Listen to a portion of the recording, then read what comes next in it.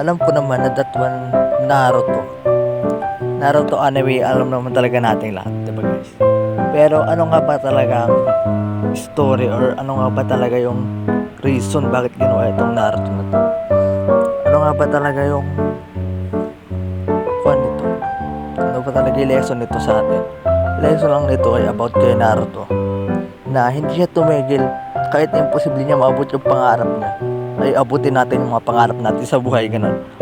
Ganun eh, maabot natin yung pangarap natin, tumigil at hindi naman niya naabot yung pangarap niyang na magiging okay kundi talaga mag-aaral ng mabuti. Hindi naman reason yung pagiging hindi talaga matalino. Kasi si Naruto hindi naman talaga magaling sa akats, pero naging Hokage siya yung naging isa sa pinakamalakas.